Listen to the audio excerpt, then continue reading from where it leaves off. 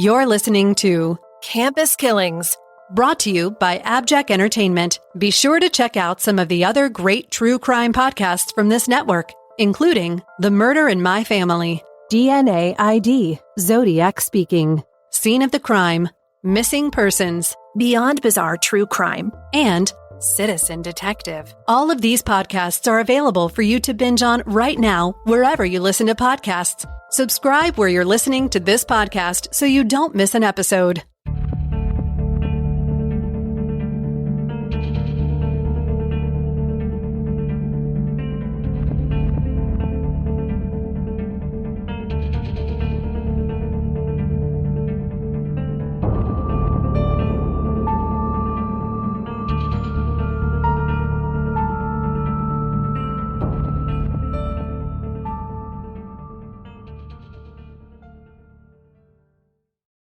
This episode takes us to the University of Utah, where a young track star meets a man who isn't quite who he says he is.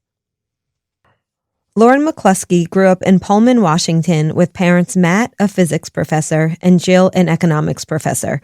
Both of her parents were employed at the University of Washington. Lauren also had a little brother named Ryan. From a very early age, Lauren was a star. She loved to run from the age of 2, her mother would say. Lauren McCluskey grew up in Pullman, Washington, with parents Matt, a physics professor, and Jill, an economics professor.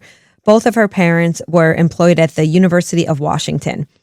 Lauren also had a little brother named Ryan. From a very early age, Lauren was a star. She loved to run from the age of 2, her mother would say.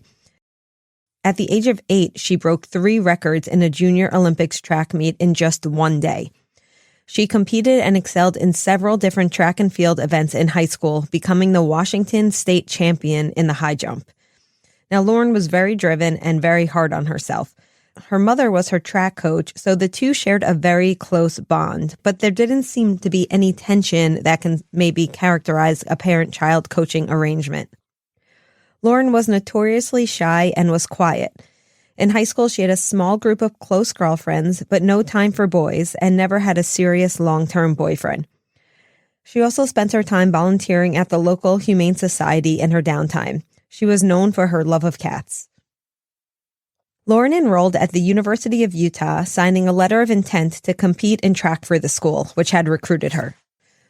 Lauren, an introvert, initially had a bit of a tough adjustment to the big school. She would often hang out only with her roommate Alex and generally kept to herself. But by 2018, she had a lot of friends, a supportive team, and a newfound confidence. Lauren was pursuing a communications degree and maintained a high GPA even while competing in sports for the school. She was looking forward to graduating and moving to San Diego, where she could be outside year-round. Lauren remained very close with her parents. In fact, her and her mom talked on the phone daily. And Jill, her mom, admits that she might have bordered on being a helicopter mom, but Lauren seemed not to mind and relied on her mom to listen to her, give her advice, and support her. On September 1st, Lauren and Alex went to a new bar near campus called the London Bell. This is where she would meet bouncer Melvin Shaw Rowland. He told her his name was Sean, he was 28 and in the military, and that he was taking classes at the local community college, pursuing a degree in computer science. Now, Lauren really liked him. She liked his smile, his muscles, his height, and his charm. And he made sure that she and Alex got a table in the crowded nightclub. She gave him her number, and starting the very next day, he was wooing her hard. Flowers, dinner, the works. And the two started dating shortly thereafter. They were in a whirlwind romance. Now, he was more mature than the college boys, and he seemed so worldly, being from New York and being a military man. And Lauren liked that. And he was all in from day one, spending every night in her dorm room. I always worry about these relationships that are, they just happen so quickly. When you're together, there's not normal progression of dating. Like all of a sudden they're together every single moment. It's really not a very healthy sign, I think, in the beginning. Yeah, and I think you'll see some other unhealthy signs as we move through the story, Megan.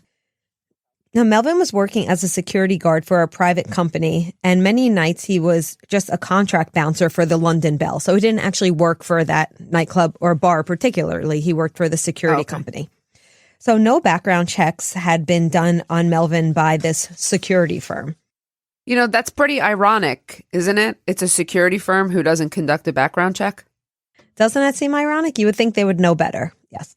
Actually, Megan, they were forcibly disbanded in late 2018 when it was discovered by authorities that the company had not gone through the state's required licensing process for a security firm. So they were basically just some guys with no credentials working security for hire. Great. Lauren and Melvin dated for a few weeks, and her friends quickly noticed that she was being controlled. She would say things like, "I'm allowed to bring some friends to meet Melvin tonight," or "he wants me to wear jeans." She also always made sure to answer the phone when he called, no matter what she was doing. And when one of her friends inquired about why she jumped when he snapped his fingers, she said that he had insecurities because of past bad relationships.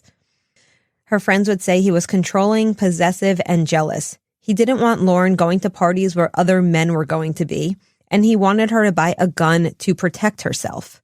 From what? It's unclear. That's strange. That's an odd detail about the gun. Mm-hmm. Unfortunately, Lauren refused to see it, and instead she would defend him when her friends tried to raise the issue that maybe she could use a little space. As Lauren's friends would say, it was not her nature to badmouth anyone, even if it was warranted. So Alex and two of her friends took things into their own hands and reported to the university housing department, to a woman named Diamond Jackson, that Melvin was staying in Lauren's dorm room all the time, that he was controlling and obsessive, and that he wanted to get Lauren a gun, and he talked about guns a lot. They also said that Lauren was withdrawn and not taking care of herself. Diamond then sent an email to her supervisor expressing these concerns. But nothing was done. Well, that's a shame because these are pretty smart friends. These are the kind of friends that when you say, when we talk about if only someone had said something, all these friends did say something and probably with good cause. Yes, and the woman who received the email did her job as well by escalating the situation to her boss, but it seems like nothing happened from that point. That's a shame. Lauren's parents still lived in Pullman, Washington, and she would often go home to them during break. Lauren went home to her parents' place in Pullman, Washington for fall break over the October 5th and 6th weekend. While she was home, she and a friend were looking up Sean online. And Megan, they found a photo of him, but he wasn't Sean, he was Melvin. But it was clearly him, and not only was his name a lie, he was also a registered sex offender who had done a decade's prison time. Oh, and he was 36, not 28, as he had told Lauren. Oh, gosh, this is terrible. I don't think you'd be surprised to know that Lauren decided that she was going to break up with him when she got back to campus. Apparently, she did so on October 9th. On that day, she confronted him in her apartment. This is from the Deseret News. Lauren confronted Roland about his lies and criminal history and broke up with him. He said he was framed by a girl he met at a fraternity party, that she was 17 and that he hadn't done anything wrong, even though, according to his plea, he had admitted to soliciting sex from a 13-year-old girl. It continues, "I only pled guilty because I had to," he insisted. So Lauren told him it was over, but for reasons we'll never know, she allowed him to spend the night, and she also loaned him her car the next day to run errands. Lauren was very kind-hearted, so I think it makes sense why she was taking this approach. Or as we'll come to find out later, she was fearful of him. Later in the day on October 10th, Lauren requested that Melvin return her car. Her mom, Jill, was very concerned about her meeting up with Melvin, and she called the campus police and requested a security escort for when Lauren picked up the vehicle. According to a Utah Department of Public Safety report, quote, Lauren's mother expressed that she was worried that Lauren would pick up the vehicle alone and that someone would hurt her. She stated that Lauren's ex-boyfriend was dangerous. He had lied to her and deceived her.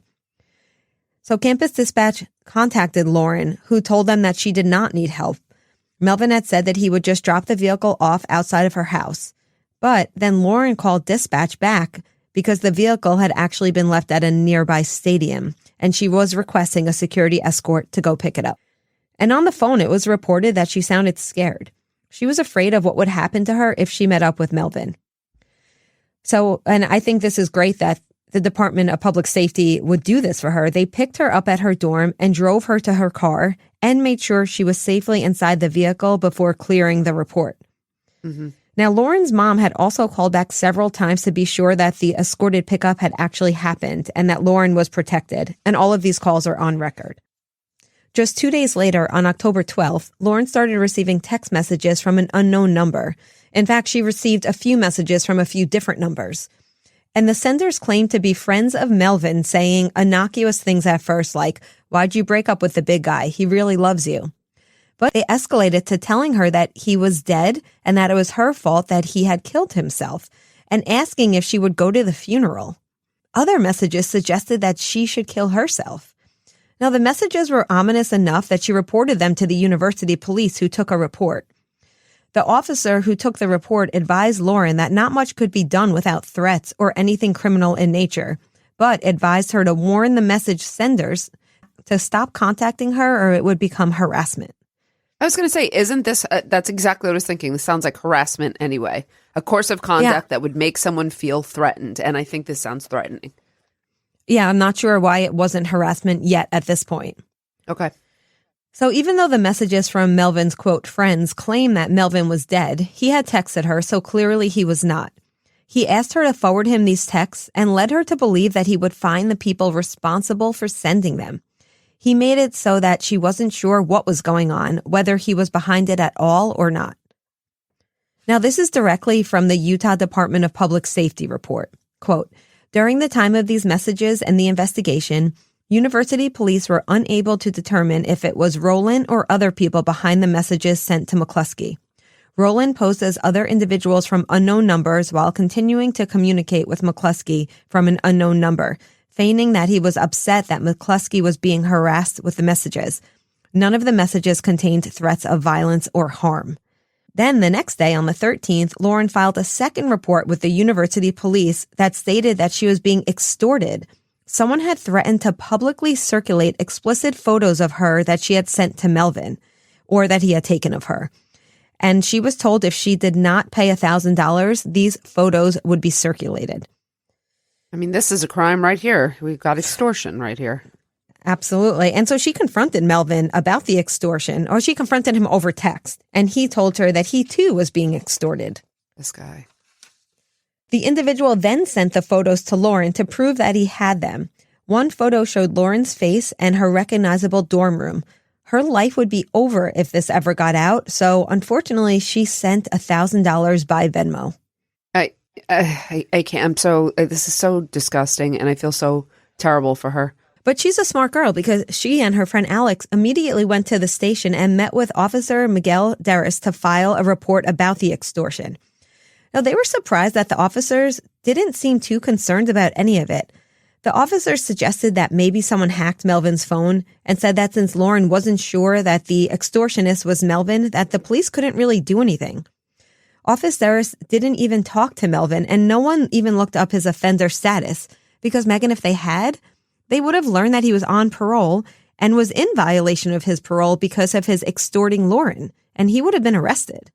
And not to mention, there is absolutely something you can do. You can check his phone. And if he's on parole, then there's a lesser threshold. He would be subject to, having to do checks on his phone. It would be a different standard because he's on parole, that there's an expected, I hate to say invasion of privacy, but that is what's expected on parole. So there was a lot that, in fact, could have been done.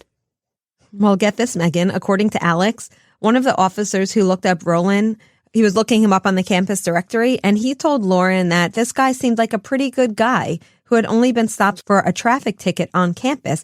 However, it would be later revealed that they looked up the wrong person who happened to be a student with the same name. So in response to this, Lauren showed them the mugshot and let them know of his sex offender status. But as Alex says, they still didn't seem particularly worried. And they told Lauren and Alex that a detective would be in touch. Right. Lauren's report was then referred to the University of Utah police detective Kayla Daloff. Now, she had gone on vacation right after she got the report. She was scheduled for a vacation. That same day, Lauren called the Salt Lake City Police Department, saying that the university police hadn't done anything. She also said that the person who was harassing her seemed to know everything about the police investigation. What she didn't know at the time, and which no one did, was Melvin had been using her email password. She had once checked her email on his phone, so I guess he saved this information, and he was able to see everything that she was emailing the investigators about. The Salt Lake City officer told her to go back to the campus police because it was their jurisdiction. Now, Officer Derris of the University Police asked Lauren to send him the explicit photos that were the subject of the threats, and so she did. And she trusted that they would be safe in the hands of police. And now, a brief word from our sponsors. It only takes an instant for your entire world to change. We're talking about the families of missing persons. Now, maybe you can help bring their loved ones home. Somebody somewhere knows what happened. Dateline Missing in America, the hit podcast, returns with an all-new season. Listen now wherever you get your podcasts. It's still not too late to tell what you know.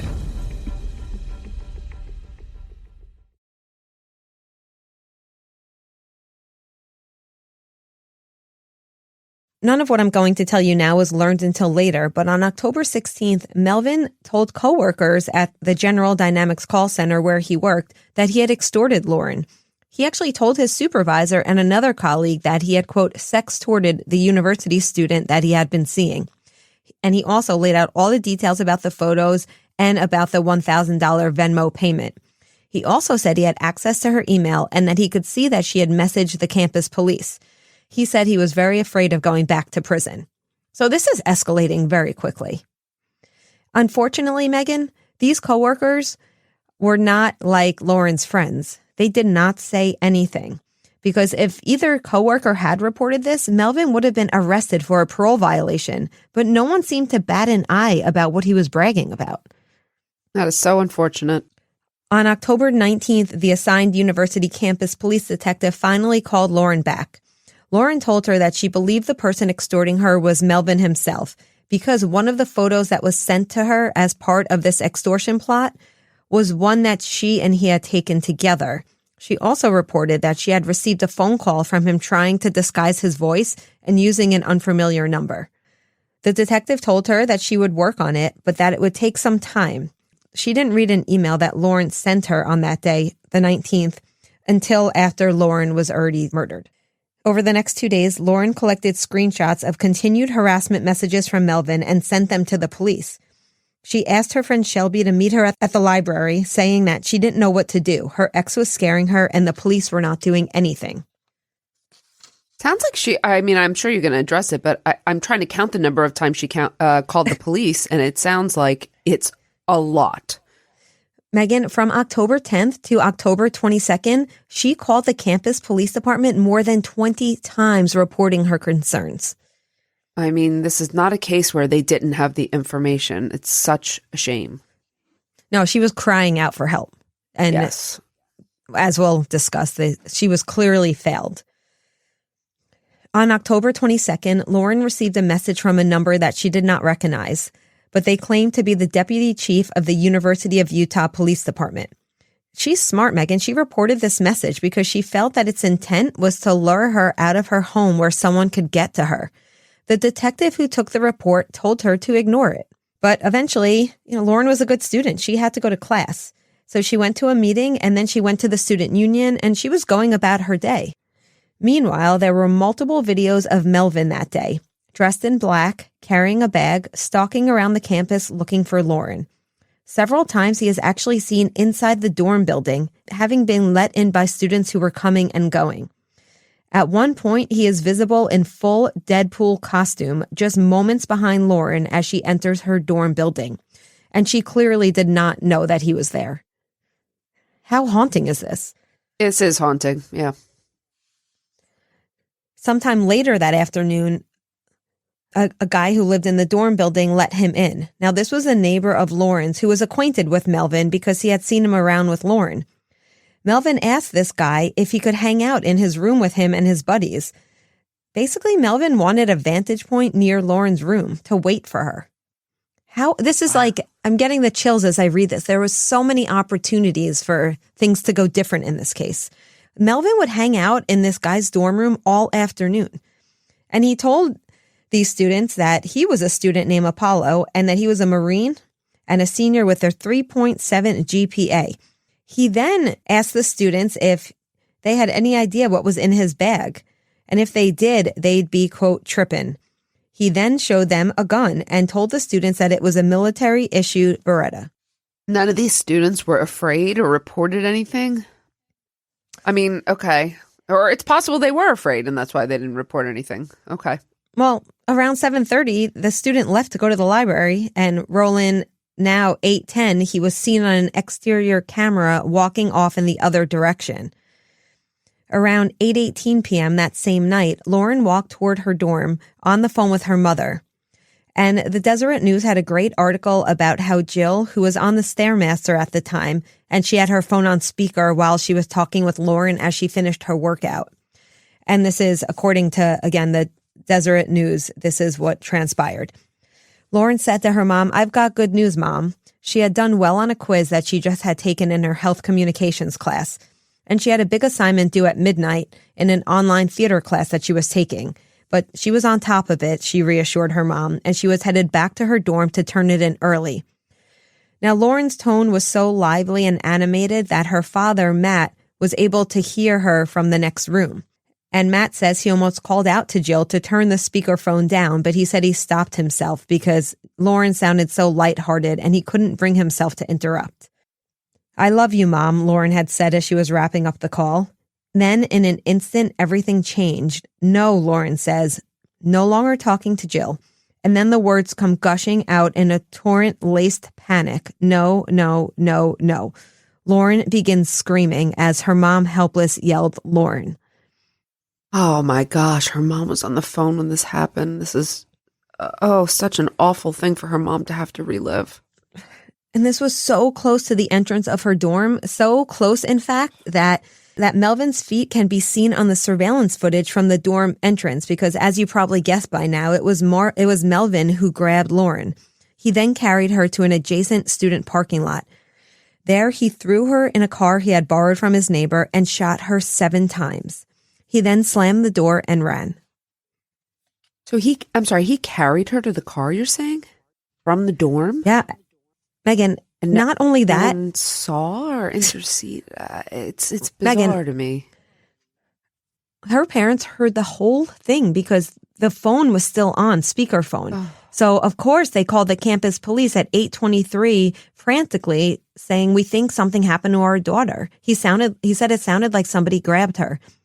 Unfortunately, Lauren's phone was silent, but it was still connected, and a female medical student had picked it up. And she also said there was a phone, a laptop, and a backpack on the ground, but nobody was in sight. And Lauren's parents asked her to please stay there and call the campus police.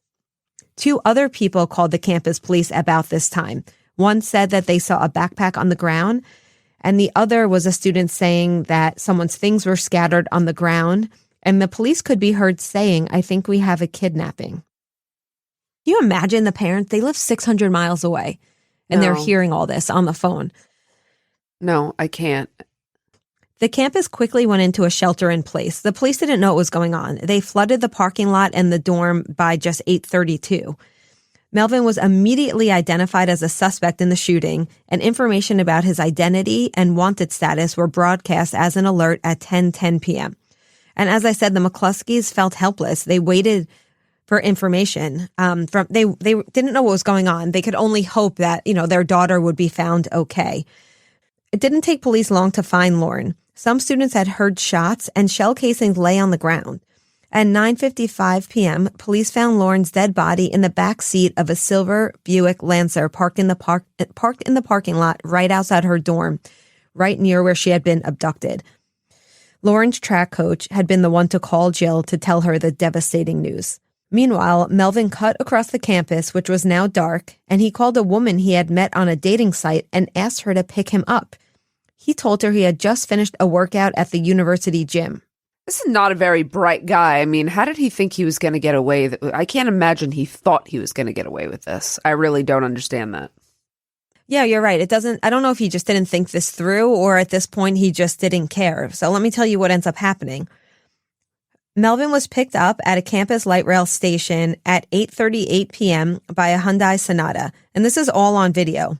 He and his female companion went to dinner, then went to her place where he took a shower, and then she dropped him at a coffee shop and went home. It was then that she saw his photo on TV. Although the name didn't match the name of the man she was dating, she was able to call police and, tell them what she had known.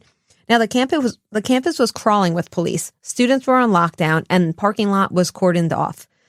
Around 12:45 a.m., officers spotted Melvin on foot and they went into pursuit. He forced entry to a nearby church by breaking down the door. He ran upstairs and shot himself in the head as officers approached. Melvin Rowland, a convicted sex offender and parolee, shot himself with the same gun that he had used to shoot Lauren with. Did he die? Yes, he did. We'll return after a brief word from our sponsors.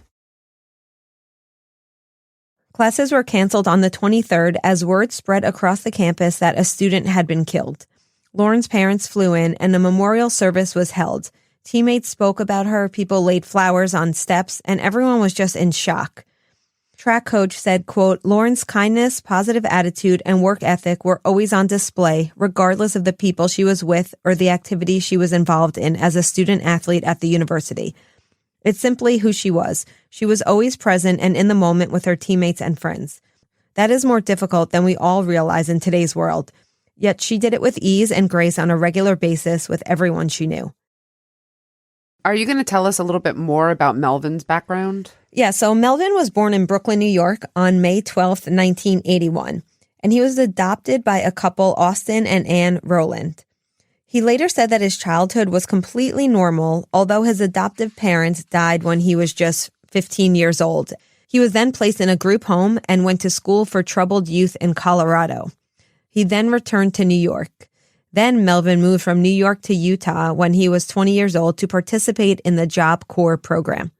We recently talked about the Job Corps program in another one of our episodes. Yeah. And he lived with roommates in Salt Lake City while attending the program. And then he was enrolled at the university from fall of 2003 to spring of 2004. So I just want to give you a little rundown of his criminal history. It'll give you a much clearer idea of who Melvin was and what events led to this tragedy. In September of 2003, Melvin committed 2 sex crimes. He contacted a 13-year-old girl online who was actually a federal agent in a sting and proposed, quote, wild sex. He was arrested and police learned that 2 days earlier, he had sexually assaulted a 17-year-old girl that he met online. He was 22 at this time. Now, his victim had a rape kit done and there was plenty of evidence, but he was offered a plea deal. And on March 15th, 2004, Melvin pled guilty to enticing a minor over the internet and attempted forced sexual abuse. In July of 2004, he was sentenced to 1 to 15 years in prison. In a parole hearing in 2012, Melvin admitted to raping 2 other women and admitted to using his, quote, manipulation to, quote, get what he wanted. He said, I know I have the capability of reoffending. Nonetheless, Megan, in July of that year, he was released on parole. You're kidding. I mean, I don't even understand. And I don't understand in this era, a sentence of 1 to 15 years. We don't usually do those large indeterminate sentences anymore. Yep. And just a few months later, I'm sure you're not surprised that Melvin was sent back to prison for 4 parole violations, which included failure to permit his parole officer to search his person, home, or vehicle, failure to participate in sex offender therapy, having porn in his possession, and failing to comply with Utah sex offender requirements. Then in 2013, he was released on parole yet again, and during this time, he fathered a son. In October of 2015, Melvin again violated parole. He was in a car accident in which he rear-ended another vehicle. He jumped out, forced his way into the passenger seat of a nearby car, and made the driver, who of course was fearful, drive him home. He then reported his car stolen to his insurance company. So his new parole violations now included the criminal offense of kidnapping, the offense of damaged property, traffic hit and run, and fraud. So he's really racking up the charges. Yeah. He's a career criminal who keeps getting released unbelievably, even with all the risk prediction instruments that we have. This is just this is unbelievable. And we're not done. He was also found to be in violation of having access to the internet or social media and for having materials in his possession that, quote, acts as a sexual stimulus for his deviancy. All of this, of course, violated his parole agreement. And when parole agents came to arrest him, he literally ran and hid, but a woman he was dating convinced him to surrender. So then, on February 17th, 2016, he called his parole officer and turned himself in to finish his sentence. At this time, he said he did not agree with the conditions of his parole, and he believed that he should be allowed to date online and use the internet. He said when he was paroled in the future, if an agent were to come to his home and conduct a field visit, he would not act appropriately and would become very angry or violent. He was once again sent back to a Utah state prison.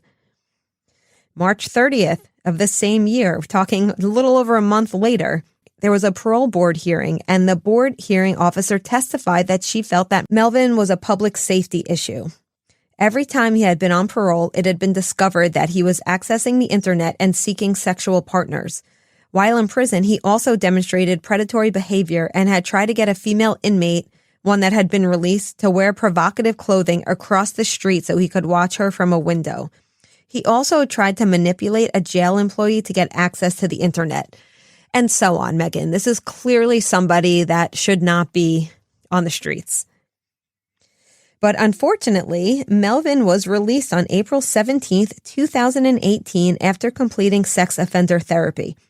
The conditions of his release included no internet access, no social media accounts, and a completion of a sex offender program. On May 29th, 2018, Melvin received a verbal warning from his parole agent when she discovered that he was on an online dating site, which was in violation of his conditions of parole. A few months later, in August, he tested positive for marijuana, again violating conditions of his parole. Unfortunately, he was only given a verbal warning on both of these occasions, and just the next month, September 1st, Melvin would meet Lauren McCluskey. So this is someone who should have very clearly not been in the public. This is a colossal failure. This is just a colossal failure. And it's like when we talk about who should be on the registry, when I teach about that, I talk about it's not usually the registry that's the problem. It's the problem is that this is someone who was apprehended and never punished appropriately. And he's the clearest predator and career offender. It's such a colossal failure. After Melvin died by suicide, women came forward to report their interactions with him. The Salt Lake Tribune found 3 to 4 other women that he had dated for a short period of time, that he had treated the same way that he did to Lauren, and all of these women felt very lucky to be alive. One woman reported that the two had dated in 2015, and when she broke up with him, he stole stuff from her room and she had to change her locks. Another had reported him to the police in July of 2018 because he would not leave her alone. They had gone on one date, and when she cut things off with him, he harassed her. However, the police, again, like they had done before, determined that he wasn't doing anything criminal. And then Melvin's ex, the one who's the mother of his son and also a university employee, said that he harassed her to the point that she wrote a cease and desist letter in 2015 and sent it to his parole officer. And then she sent the parole officer yet another letter in 2018. So other than everything I just talked about with his violations, they were also getting letters from people saying that this man was dangerous. Also, police learned that Melvin used many names, profiles, and cell phone numbers to interact with masses of women while avoiding detection from his parole officer, and also to avoid the women putting together his true identity and his background. And this is how he had texted Lauren from so many numbers, because he had multiple phones. This guy is undeterrable. He's on parole. Do we know where so he's not supposed to have firearms legally, which I assume he didn't, but do we know where he actually acquired the firearm from? Yeah, good question, because as you said, as a felon, it's illegal for him to possess a firearm, much less purchase one.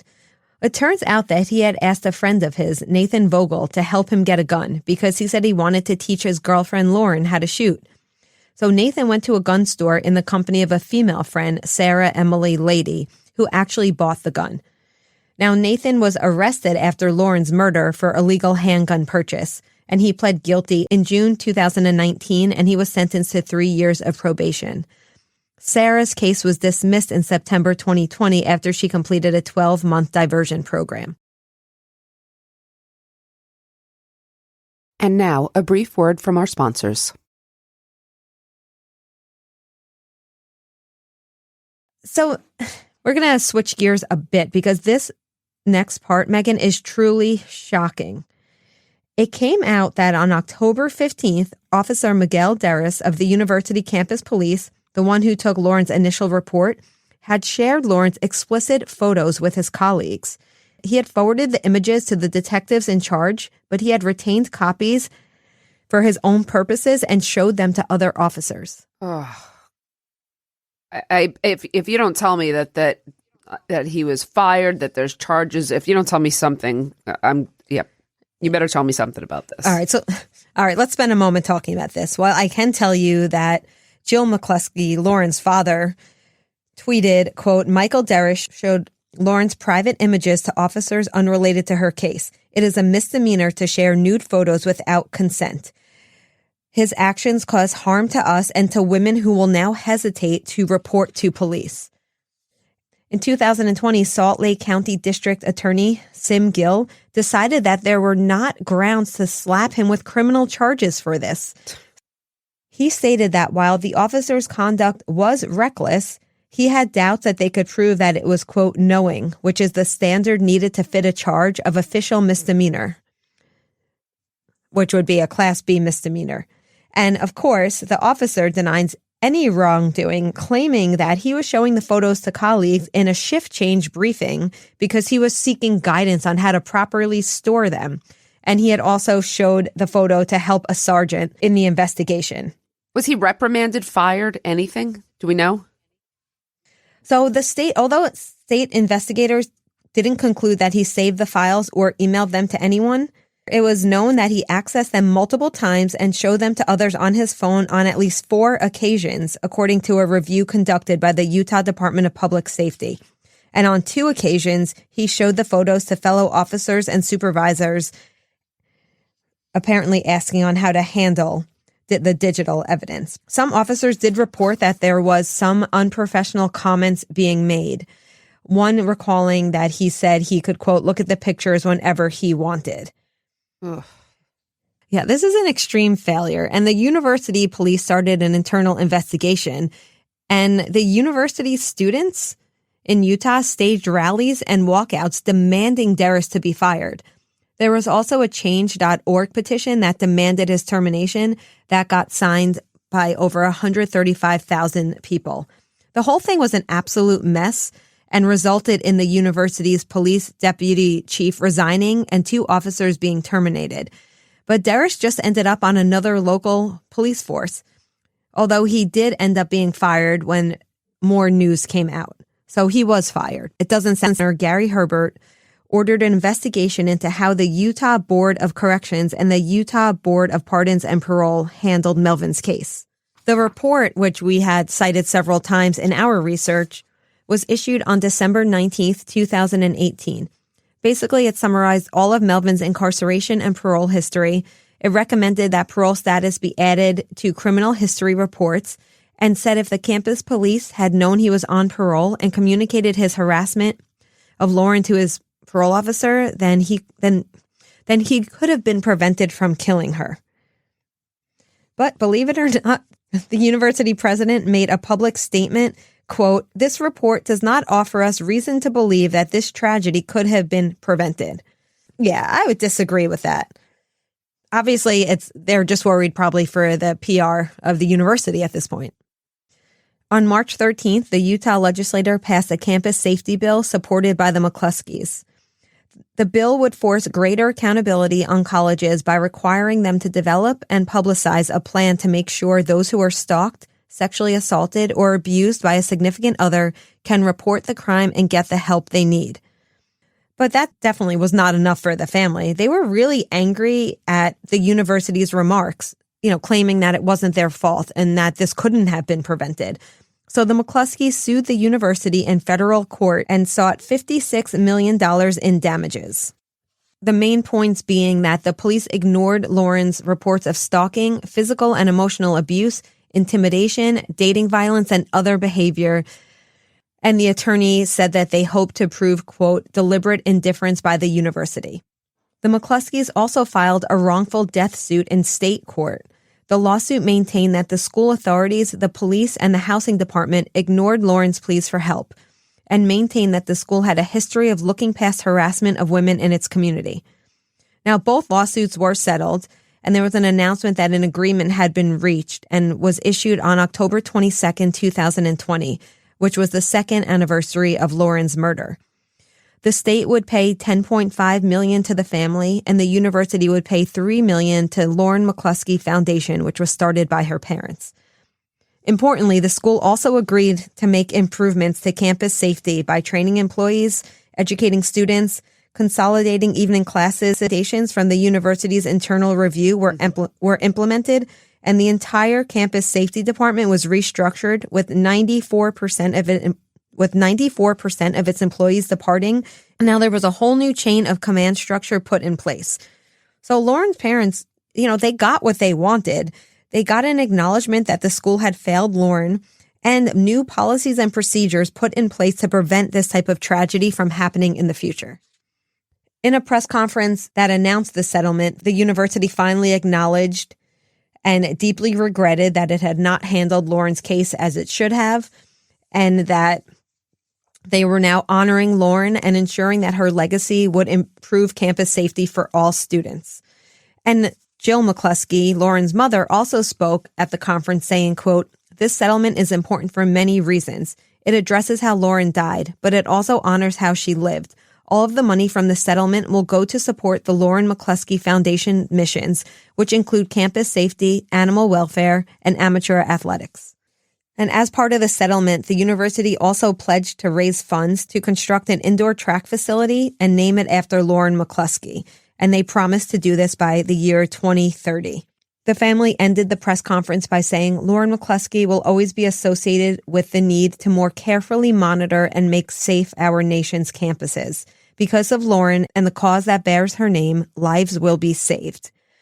Now, this case, Megan, is one of those cases that illustrates all of the good that can come out of tragedy. Of course, we can say too little, too late, because this young woman was failed so many points in the system by people at the university, people who were supposed to protect her, and just even, the parole system, but even Melvin's employees, Melvin's past relationships. Like, there's so many points where somebody could have said something and this could have been prevented. This is one of the most preventable stories I think we have told.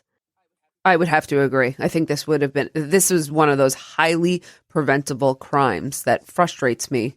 I know that we like to focus on the positive outcomes, but I will say at the end of the story, which I've known in general, but not all of the specifics, I do feel so frustrated that this young woman's cries for help went unanswered. I agree. But to end on a positive note, I am pleased to see that, the fact that they were able to finally admit wrongdoing and that 94% of the employees in their public safety, there's a whole new chain of command.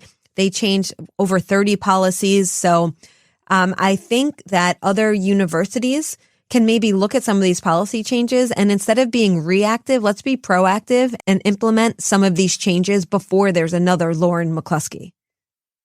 I agree, Amy. I hope that these changes will result in the protection of their students going forward and the protection of other students.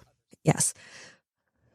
Thank you all so much for listening today. And just to let you know, this is our last episode of the season. We hope that you will join us back for the next season of Campus Killings in the fall. That's right, Amy. For all of our listeners, we will be on hiatus for the summer, just like all schools are, and we will be returning with new episodes beginning in September. And just to let everyone know, we've read your reviews and heard your feedback, and so we'll also have some changes to our format that we hope you'll enjoy. Please let us know what you think. Leave us a review. Have a wonderful summer, and we'll see you all in the fall on Campus Killings. Campus Killings is hosted by Dr. Megan Sachs and Dr. Amy Schlossberg, with research and writing by Jessica Betancourt. It's produced by Mike Morford of AbJack Entertainment. Be sure to follow Campus Killings on social media. You can find Campus Killings on Twitter with the handle @CampusKillings, or on Facebook by searching for Campus Killings Podcast. Be sure to tune in every other Saturday for new episodes of Campus Killings.